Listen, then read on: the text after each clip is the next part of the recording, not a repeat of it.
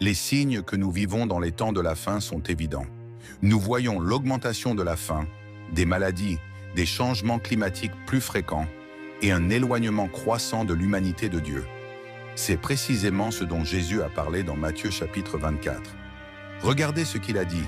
Nation s'élèvera contre nation et royaume contre royaume. Il y aura des famines et des tremblements de terre en divers lieux.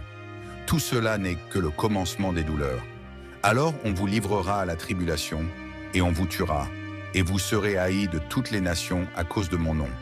Alors aussi plusieurs seront scandalisés et se trahiront les uns les autres, et se haïront les uns les autres. Et plusieurs faux prophètes s'élèveront, et ils séduiront beaucoup de gens. Et parce que l'iniquité se sera multipliée, la charité du plus grand nombre se refroidira. Matthieu 24, versets 7 à 12. La décadence morale est l'un des signes que Jésus a prédit comme augmentant dans le monde avant son retour, et cela est en train de se réaliser. Pensez-vous que la montée du manque d'amour pour les autres est juste une coïncidence? Certainement pas. L'apôtre Paul le confirme dans sa deuxième lettre à Timothée.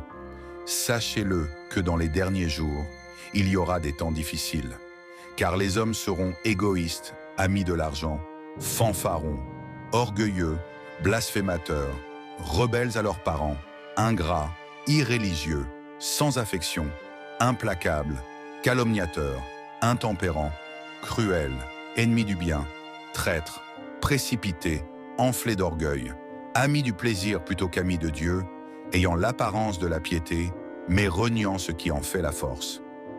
2 Timothée chapitre 3, versets 1 à 5. Nous vivons effectivement dans ces derniers jours, et aujourd'hui, je veux vous montrer les 7 péchés prédominants dans le monde avant le retour de Jésus, afin que vous puissiez être vigilants et éviter de les pratiquer. Mais avant de commencer, abonnez-vous à ma chaîne. Cliquez sur le bouton s'abonner sous la vidéo et sur l'icône de la cloche pour recevoir des notifications chaque fois que je poste une nouvelle vidéo. Commençons maintenant. Le premier péché est l'égoïsme. L'égoïsme est le premier péché mentionné par Paul dans sa lettre à Timothée. Et si nous l'examinons de près, il est très répandu aujourd'hui. Un coup d'œil rapide sur les réseaux sociaux révèle comment les gens sont obsédés par eux-mêmes, exhibant leurs réalisations et négligeant les autres et les choses de Dieu.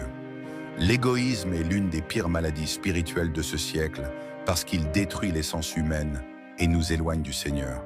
Il va à l'encontre des principaux commandements de Jésus, d'aimer Dieu de tout son cœur et son prochain comme soi-même. Et malheureusement, l'égoïsme envahit le monde, mais nous, chrétiens, ne devons pas nous y conformer. Nous devrions suivre l'exemple du Christ qui est venu pour servir et donner sa vie pour les autres. Êtes-vous prêt à renoncer à vos désirs pour faire la volonté du Seigneur? Réfléchissez-y. Le deuxième péché est la cupidité. Le deuxième péché mentionné par Paul dans sa lettre est la cupidité, qui n'est rien d'autre qu'un amour pour l'argent. À un autre moment, Paul a dit « L'amour de l'argent est la racine de tous les maux ». 1 Timothée, chapitre 6, verset 10. Certains, en convoitant l'argent, se sont égarés loin de la foi et se sont eux-mêmes infligés beaucoup de douleurs. Avez-vous déjà considéré la quantité de crimes commis quotidiennement à cause de l'argent, fraude, vol, homicide et guerre? Les familles sont détruites et les rêves interrompus par un amour pour l'argent. Le problème n'est pas l'argent en lui-même, c'est une bénédiction de Dieu pour nous permettre de pourvoir à nos besoins et d'aider ceux dans le besoin. Le problème est l'attachement aux biens matériels. Et comme le verset que nous avons lu le dit, beaucoup de ceux qui aiment l'argent souffrent grandement. Aujourd'hui, de nombreuses personnes riches connaissent des crises de dépression et d'anxiété en raison de leur désir de toujours plus. Alors soyez prudents. Ceux qui mettent l'argent en premier peuvent se détourner de Dieu et perdre leur foi. Le troisième péché est l'immoralité. Le manque de sainteté est un péché qui a récemment dominé le monde avant le retour de Jésus. Nous n'avons pas besoin d'en dire beaucoup à ce sujet. Regardez la télévision ou les réseaux sociaux pour voir la quantité de sensualité et de sexualité. Certaines applications peignent des personnes pour des photos et des vidéos sensuelles, et beaucoup exposent leur corps à des inconnus sans souci. Et cela, qui devrait être condamné, est considéré comme normal. Mais l'immoralité est une offense envers Dieu, qui est saint. La Bible nous conseille « Fuyez l'immoralité sexuelle. Tout autre péché qu'un homme commet est extérieur au corps. Mais celui qui commet un péché sexuel pêche contre son propre corps. Ne savez-vous pas que votre corps est un temple du Saint-Esprit en vous, que vous avez de Dieu? Vous n'êtes pas à vous-même, car vous avez été rachetés à un grand prix. Glorifiez donc Dieu dans votre corps. 1 Corinthiens chapitre 6, versets 18 à 20.